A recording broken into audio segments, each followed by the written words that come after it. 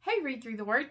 Today is May 30th, and today's lesson is called Guidelines.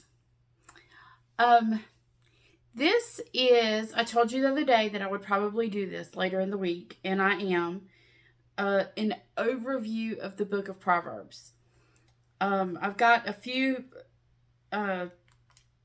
quite a few things to talk about with it, and this idea of how to read the book of Proverbs. Now, I talked to you the other day about a way that I have done it in my home with my family. So we're going to talk a little bit more about that. We're going to talk about the type of genre you're reading and some things to think about as you go through. So, almost June. Here we are. So I've got my shirt on. Hello, summer. It should be an interesting summer. I have a very short summer. Excuse me. Our graduation at my school is tonight. So our graduation is today. So my official summer is from June 1st to July 31st is my summer. So June and July. And then I go back to school or back to teaching school August 1st, or teacher work days and all that. We start the next year. And so my daughter just finished her freshman year of high school. I can't believe that. And time just goes by really fast. It really does. So let's talk Proverbs. Proverbs is considered wisdom literature, so ancient wisdom literature. If you look at many ancient cultures, the easiest one to compare to is ancient Egyptian wisdom literature. When we get into the most confusing part, which today's reading starts looking like that, the couplets in Proverbs, it reads much like the ancient Egyptian wisdom literature. So let's talk about the purpose of Proverbs, how to read it, and all that. So let's do overview. So Proverbs, believed to be written by Solomon in his later years. Much Proverbs is that way, and Ecclesiastes as well.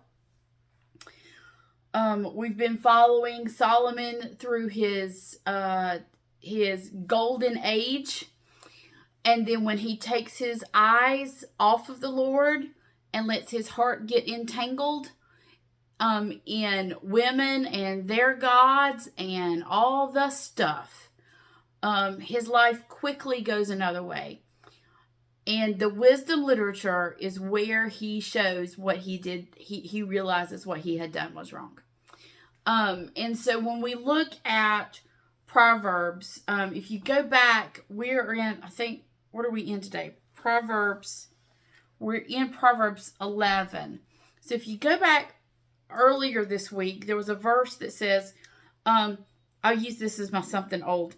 Blessed is the man who finds wisdom, the man who gains understanding.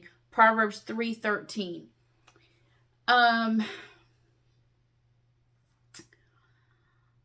always think back to when I was a mom with young kids, small kids. My kids are 15, 21, and 25 now. And no longer small. There are days, not that I wish my kids were that age. I've never been that mom that wished my kids were a different age. I enjoy them where they are.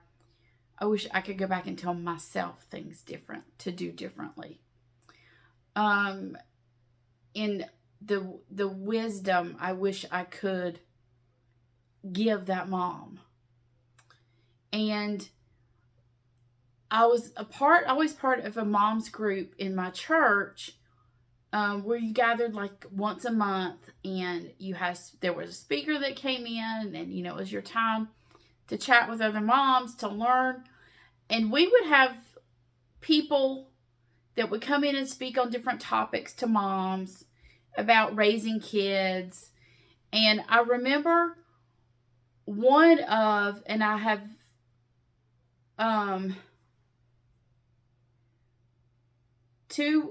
there's two speakers I like distinctly remember. One of them, and I loved her. I've got a couple of her books sitting over here. But one of the things, and I see what she was trying to do, but it really, I remember her saying to, don't worry if you don't get your quiet time done, or don't worry if you don't spend time with the Lord that day. You'll get it done another day. And I was like, I was very immature. I was a baby Christian for too long, way too long. And y'all have heard me tell that story.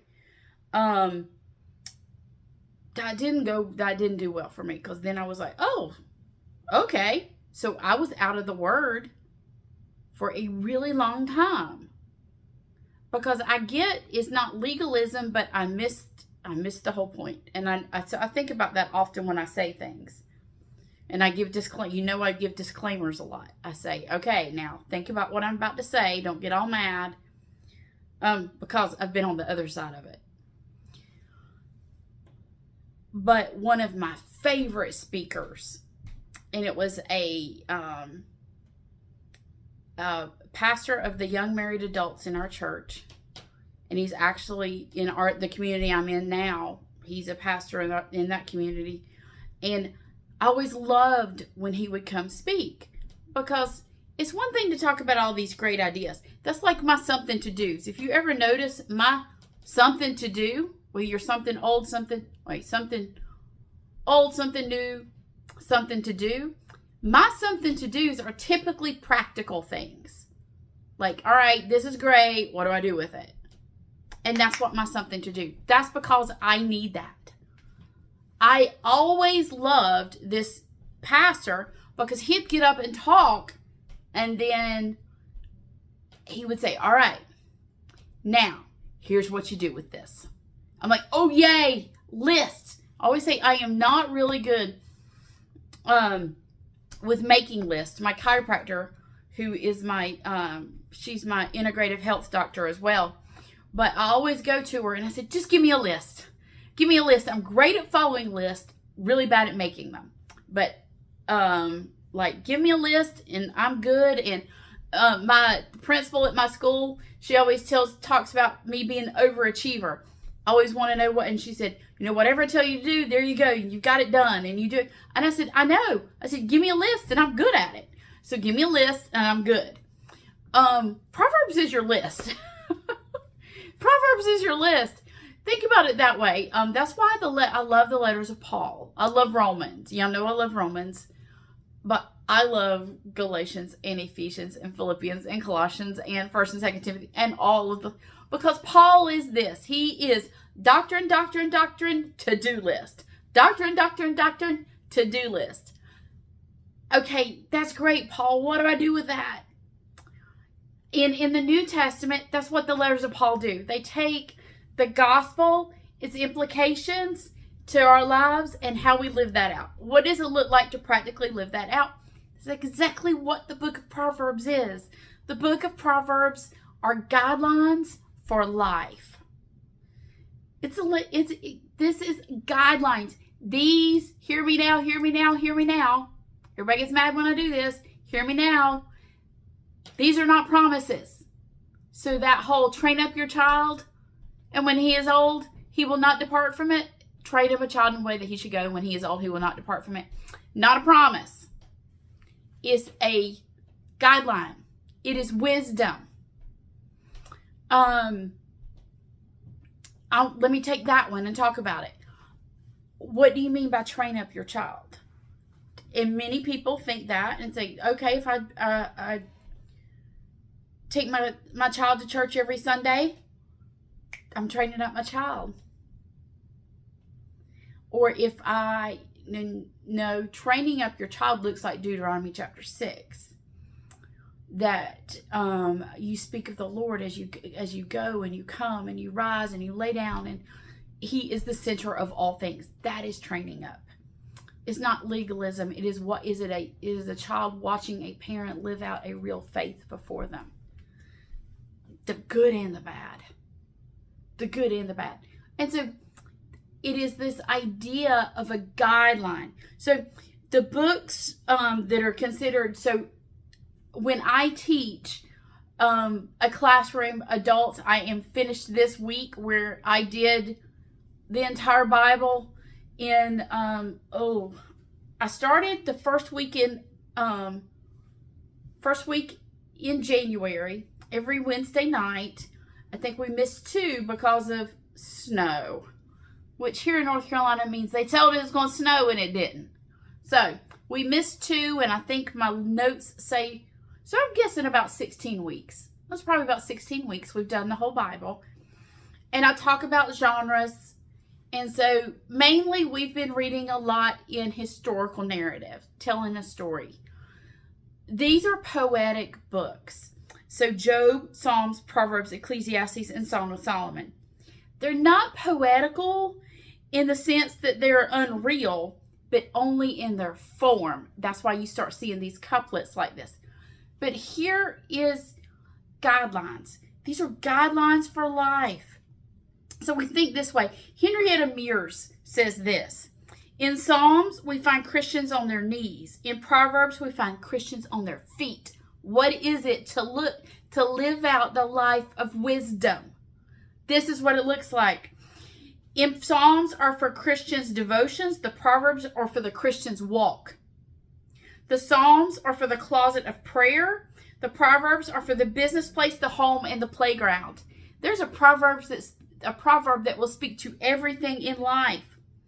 We find that godliness is practical. Yes, that list of how we live our life, godliness applies to that. It's not just Sunday morning. It is every thought, action, word, and deed open before the Lord at all times. Well, I don't know what to do.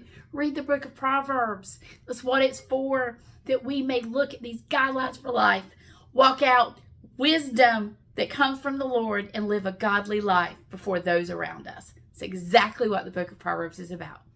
We'll see you next time on Read Through the Word.